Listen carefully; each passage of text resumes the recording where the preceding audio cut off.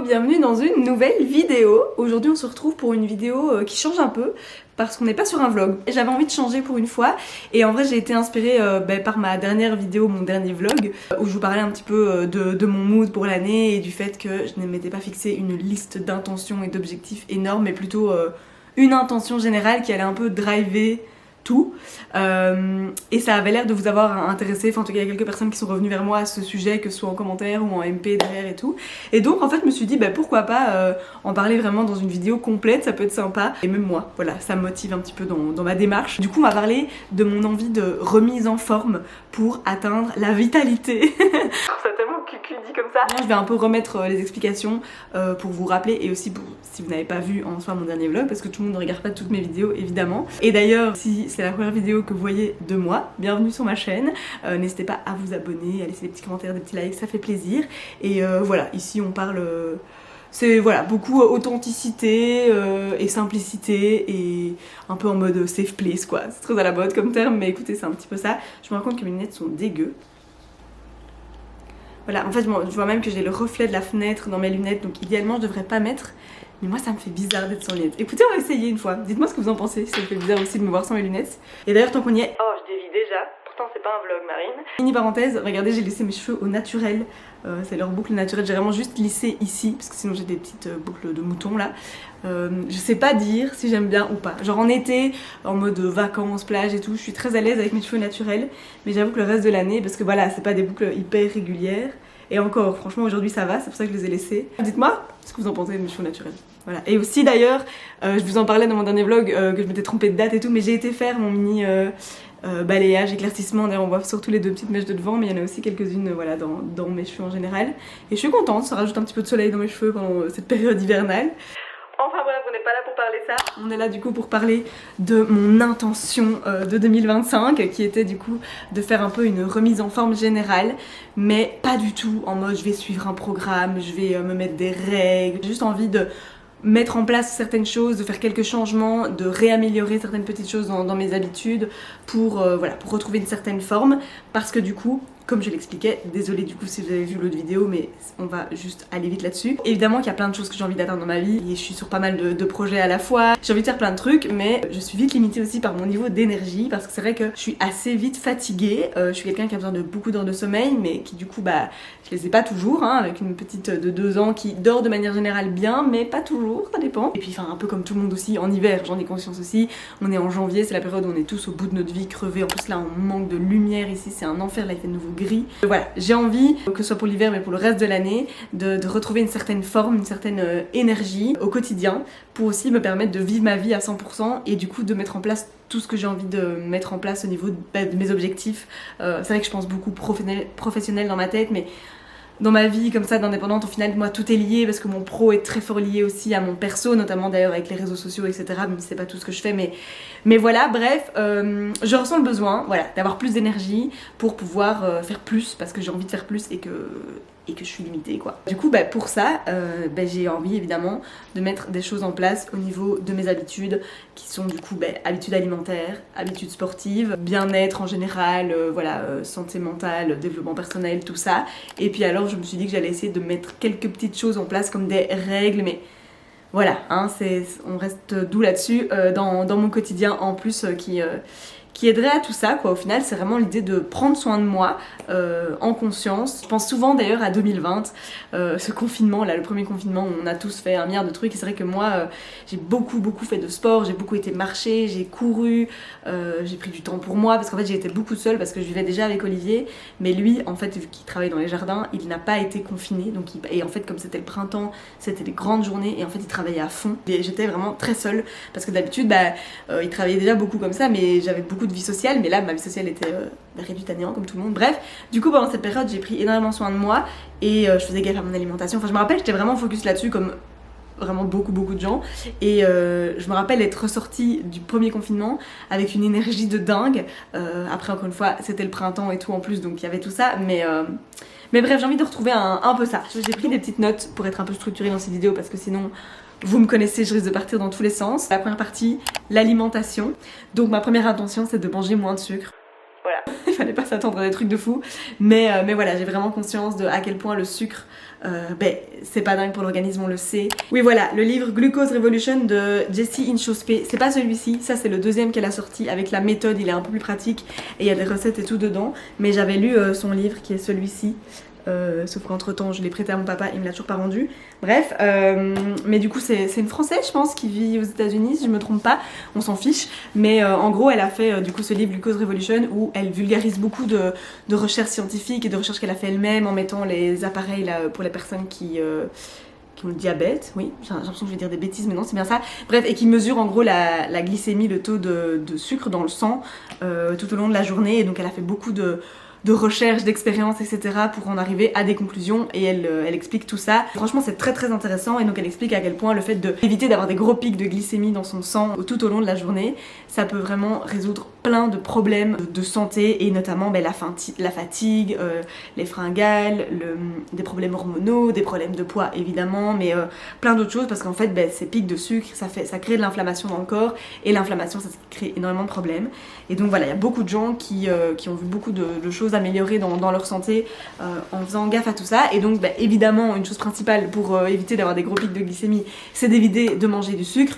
Mais voilà, du sucre c'est aussi des pâtes, du pain, du riz, les glucides qu'on mange au quotidien et dont on a besoin en soi. Mais du coup elle explique aussi dans cette théorie et dans sa méthode pour lisser cette courbe, c'est l'ordre dans lequel manger les aliments qu'on mange pour éviter de faire des pics et tout. Enfin bref, je vais pas vous expliquer tout ici, c'est pas le but. Je vous conseille de lire son livre et aussi de la suivre sur son Instagram où elle met déjà pas mal d'informations très intéressantes et tout. Franchement c'est très sympa. Mais donc ça c'était par rapport au sucre et du coup un peu dans la même lignée, j'ai envie de diminuer ma consommation de gluten. C'est dans la même lignée parce que du coup le gluten c'est dans les glucides et donc les sucres et tout. Mais j'ai vraiment, enfin c'est aussi un peu vraiment mainstream de dire ça, j'en ai conscience. Mais j'ai quand même vraiment remarqué que quand je mange beaucoup de gluten, donc une grosse assiette de pâtes, full pain, une pizza ou un truc comme ça, je me sens vraiment pas très bien après, ballonné, enfin les trucs classiques du gluten. Je pense que c'est à peu près comme, je sais pas, 80% de la population, si pas plus, j'en sais rien. C'est assez classique, mais c'est vrai, genre c'est pas inventé cette histoire de gluten, moi je pense vraiment. Donc j'essaye aussi de faire un petit peu attention, même si les pâtes c'est la vie et que je n'arrêterai jamais de manger les pâtes. Et donc voilà, c'est juste faire attention. Essayer de limiter mais sans de nouveau me dire je ne mange plus de gluten, je sais que j'y arriverai pas donc ça sert à rien, enfin voilà. J'ai remis cuisiner plus homemade. Si vous avez regardé mes vidéos du début de 2024 je parlais déjà de ça dans mes intentions pour l'année parce que du coup avec l'arrivée de Charlie, j'ai toujours aimé cuisiner, j'ai toujours beaucoup cuisiné, mais avec l'arrivée de Charlie et du coup la fatigue le soir une fois que ton bébé est au lit, on a énormément, en 2023 du coup la première année avec Charlie, énormément commandé le soir ou ouais c'était beaucoup commandé, j'ai acheté aussi un peu chez Picard, mais voilà. Et du coup pour 2024 j'avais déjà décidé d'essayer de recuisiner un petit peu plus, ce qui a été le cas, vraiment, on a moins commandé et j'ai cuisiné un peu plus, mais pas encore autant, et alors je fais aussi souvent les mêmes choses et tout, donc j'aimerais voilà, recuisiner des nouvelles choses, etc. Mais c'est vrai que ça demande une certaine énergie, donc voilà, hein, c'est aussi un cercle vertueux cette histoire. Si je mets tout ça en place, j'aurai plus d'énergie pour cuisiner le soir et du coup alimenter mon énergie. C'est vraiment dans mes intentions de continuer, on va dire, sur ma lancée avec ça et de cuisiner un peu plus et cuisiner évidemment des recettes gourmandes mais saines, en tout cas équilibrées. Ouais. Ensuite, manger protéiné le matin, ça pareil, si l'alimentation et tout ça c'est un truc qui vous intéresse, je pense que vous savez que c'est recommandé. D'ailleurs c'est aussi lié à ce qu'elle explique, etc. Voilà, quand on mange sucré le matin, c'est vraiment pas recommandé en fait. Enfin ça je pense que c'est un truc où tous les professionnels sont d'accord parce que du coup direct on fait un gros pic de glucose, de glycémie, enfin bref dans l'organisme. Et puis après on a un gros coup de barre et puis on a des fringales et tout ça et donc c'est vraiment pas stratégique. Et donc le mieux en fait c'est vraiment de manger salé et surtout protéiné le matin. Donc ça c'est un truc que j'essaye de faire et moi je suis quelqu'un que de base ça dérange pas du tout de manger salé le matin. Donc franchement moi j'adore me faire un œuf à la coque avec un toast à l'avocat ou même d'autres choses, enfin voilà. Je suis pas obligée de manger sucré le matin comme je sais que c'est le cas pour certaines personnes. Donc voilà, j'essaie de faire gaffe à ça. Et même si, voilà, par exemple j'aime bien, surtout en hiver, ce matin j'ai fait ça, j'aime bien me faire des porridge ou quoi parfois. Et c'est vrai que ça c'est plus genre sucré, je vais mettre des fruits au dessus et tout ça. J'essaye déjà de ne plus ajouter de sirop d'érable dans les porridge, ou exceptionnellement. Et alors je mets d'office des protéines aussi dans mon porridge pour quand même avoir l'apport en protéines. Parce que ça c'est vraiment c'est assez important. Donc voilà. Encore une fois, c'est quelque chose auquel j'essaie de faire gaffe, mais j'ai encore clairement des matins où je me mange un croissant avec mon café et il n'y a pas de problème, c'est un petit kiff de temps en temps, mais disons que c'est plutôt, encore une fois, des intentions générales. Et d'ailleurs en parlant de café avec le croissant, je vais aussi essayer de diminuer le café de manière générale parce que mon sommeil est pas dingue. En fait avant je buvais rarement du café ou quand j'en buvais c'était max 1 par jour et puis là depuis bah ouais en fait c'est un peu lié à la naissance de Charlie aussi je crois. Et le fait qu'on a une chouette machine à café et tout ça à la maison. Je buvais de plus en plus de café donc j'essaie de rediminuer, d'en boire 1 par jour. 2 grands max les jours particuliers et alors surtout de ne pas commencer ma journée par du café à jeun. Ça c'est un truc que je faisais beaucoup et j'essaie d'arrêter aussi parce que j'ai beaucoup lu que c'était vraiment pas dingue pour l'organisme donc voilà, je fais attention à ça aussi et du coup je remplace le café par du matcha ou par du thé ou par des tisanes aussi. J'ai racheté pas mal de petites boîtes de tisanes, les Yogi Tea j'aime bien parce qu'il y a toujours la petite citation là sur le petit carton et donc j'aime bien ça. Et du coup oui voilà, les tisanes j'ai réintégré ça pas mal et aussi pour le soir quand je suis voilà, en train de regarder un film quoi avec Oli ou une série et que j'ai vraiment cette envie de dessert, je me fais une tisane non sucrée évidemment. Et bon, on est d'accord, c'est pas la même chose, hein, ça ne comble pas à 100%, mais franchement ça aide. J'arrive à passer du coup au-dessus de mon envie de sucrer. En gros c'est ça l'idée, hein. Assez général, mais comme je disais, le fait de les avoir écrits dans ma petite note sur Notion et de m'être dit, voilà je fais ça. Là on est le 24 janvier au moment où je filme ça et depuis début janvier franchement je respecte assez bien. Donc si vous avez des recettes qui vont assez vite, qui sont équilibrées, avec pas trop de gluten, plutôt des légumes et qui sont très bonnes, je prends. Voilà, dans les commentaires. On va passer au sport. Du coup, comme vous savez, je me suis inscrite il y a quelques mois au Mix à Bruxelles. Donc, si jamais vous n'avez pas vu mes vidéos sur le sujet et que vous ne savez pas ce que c'est, le Mix, c'est un gros complexe à Bruxelles, voilà, où il y a une salle de sport haut de gamme, clairement, avec les choses classiques dans une salle de sport. Il y a aussi plein de super cours, yoga et tout, mais aussi toutes sortes d'autres activités sportives. Il y a tout un wellness, piscine intérieure, extérieure, sauna. Très chouette dynamique, très chouette endroit avec plein de gens très sportifs et tout. Et puis en même temps, il y a le coworking où je vais aussi travailler quelques jours par semaine. Puis il y a un café et tout. Enfin voilà, l'endroit est très très sympa, donc très chouette. C'est clairement ça coûte des sous, mais c'est assez motivant. Voilà. Et puis quand on met un tel budget par mois dans une salle de sport comme ça, on a tendance à avoir envie de le rentabiliser. Donc j'ai bien repris le sport depuis quelques mois, mais c'est vrai que je reste quand même fort à ma petite zone de confort et les petites choses avec lesquelles je suis à l'aise, comme le yoga, le pilates réformeur et tout. Et j'avais tendance à ne faire que ça en fait. Et c'est vrai que là je me rends compte que pour vraiment activer quelque chose dans le corps, je peux expliquer au niveau de la forme physique et tout, le cardio c'est pas mal et c'est vrai que ça c'est un truc que je faisais plus du tout depuis la naissance de Charlie.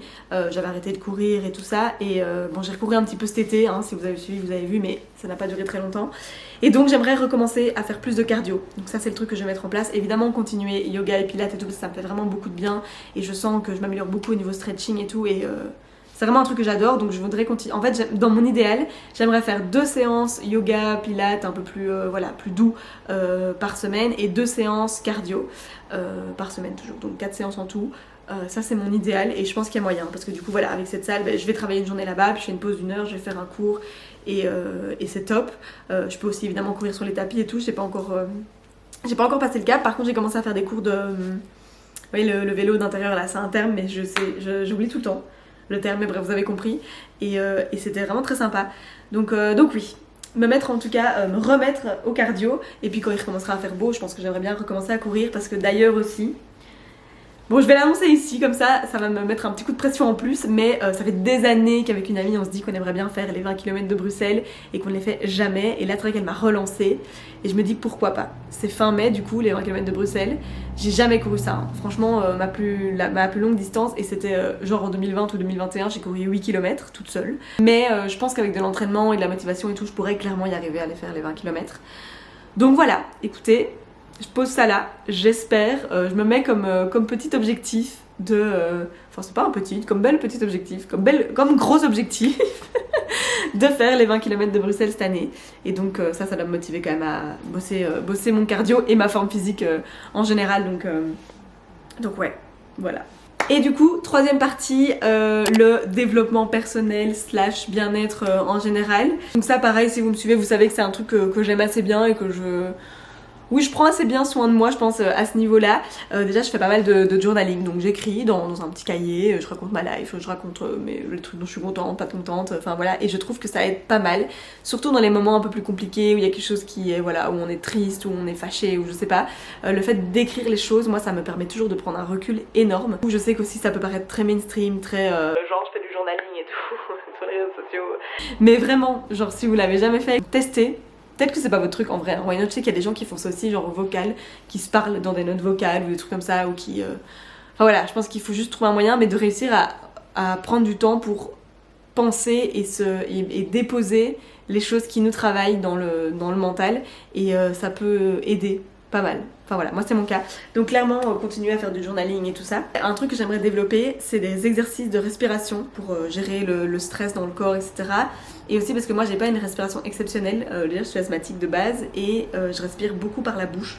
Ça va déjà beaucoup mieux depuis que je fais pas mal de yoga, depuis quelques années. Et le yoga m'a appris à respirer plus par le nez et je sens que je respire plus par le nez qu'avant.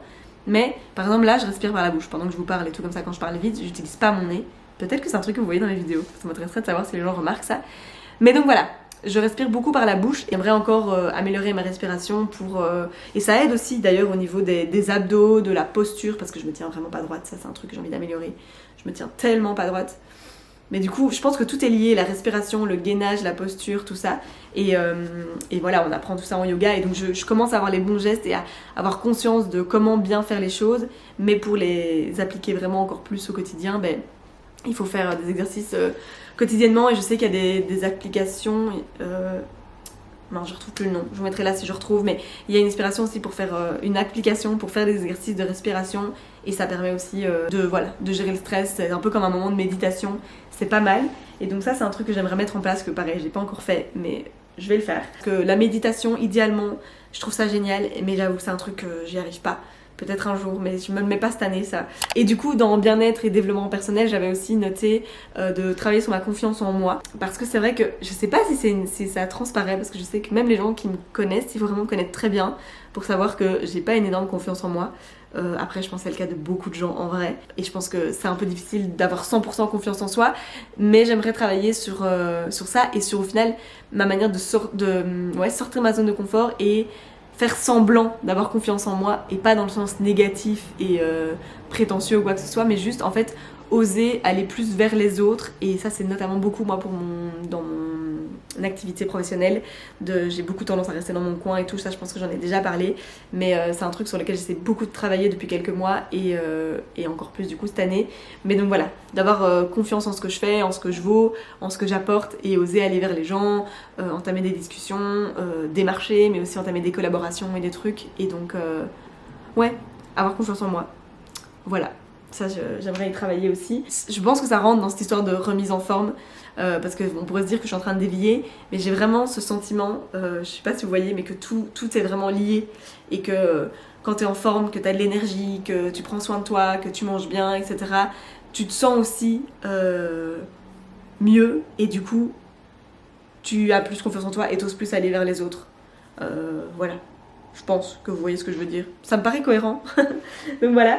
Bon, et du coup, dernière petite partie de cette vidéo, ce sont les petites choses que j'ai envie de changer dans mon quotidien ou de mettre en place au niveau de mes habitudes, ou plutôt mauvaises habitudes de base. Encore une fois, ça ne relève pas du génie. Je vais pas vous sortir des trucs que vous n'avez jamais entendus. C'est assez courant, on va dire, et assez mainstream de nouveau. J'ai l'impression que j'ai utilisé beaucoup ce mot dans cette vidéo. Mais voilà, j'ai vraiment envie d'essayer d'appliquer ça. Mais c'est pas si facile, parce que par exemple la première chose c'est de ne plus prendre mon téléphone dans la chambre.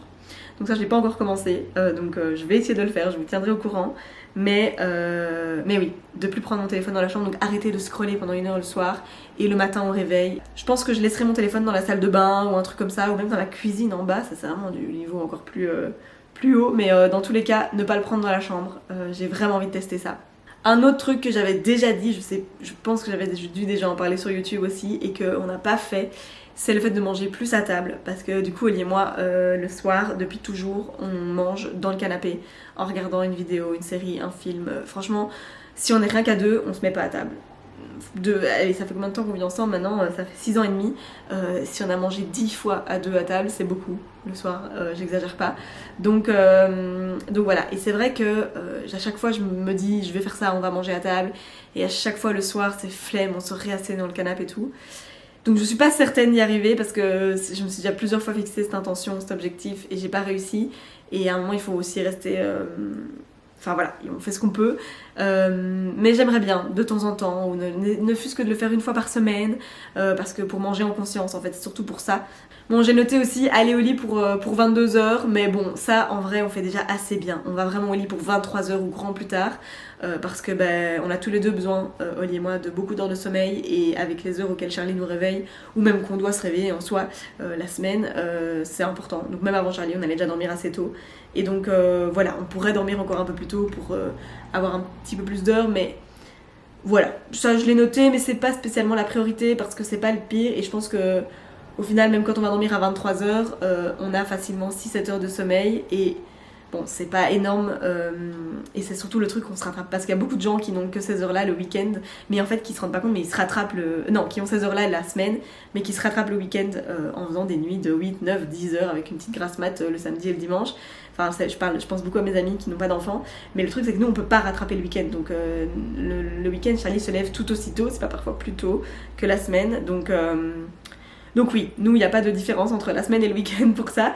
Mais bref, on respecte ça assez bien, et je pense que si je travaille déjà bien sur ma forme physique et au niveau de l'alimentation et tout ça, ça me donnera déjà un bon regain d'énergie. Je suis assez motivée, franchement, je vous tiendrai au courant. Et comme je disais, n'hésitez pas à me partager vous un peu votre mood par rapport à tout ça, vos conseils, où vous en êtes, ce que vous appliquez au quotidien, etc. Ça m'intéresse vraiment. Et oui, voilà. Je vous dirai, et vous verrez à mon avis probablement aussi dans les vlogs et les vidéos à venir si j'ai plus d'énergie, si j'applique bien tout ce que je vous dis. Mais moi ouais, je suis dans un bon mood par rapport à tout ça. Je suis contente, et donc j'ai envie de continuer comme ça et d'aller toujours mieux et d'accomplir tout ce que j'ai envie d'accomplir, parce que si vous saviez le nombre de projets, de choses que j'ai envie de faire, de mettre en place et tout, mais voilà, hein. On a que 24 heures dans une journée. Et je pense vraiment que si je travaille sur ma forme physique, ma forme mentale, tout ça, enfin en gros sur tout ce que je vous ai expliqué là, ça me permettra vraiment de faire plus et de faire tout ce que j'ai envie et d'être plus épanouie. Donc voilà. J'espère en tout cas que j'aurai réussi à vous donner un petit coup de boost et de motivation comme j'ai pour le moment. Si je peux le transmettre, why not. Merci d'avoir regardé cette vidéo. N'oubliez pas de vous abonner si c'est pas encore le cas, de mettre des likes, des commentaires. Et je vous dis à très vite pour une nouvelle vidéo.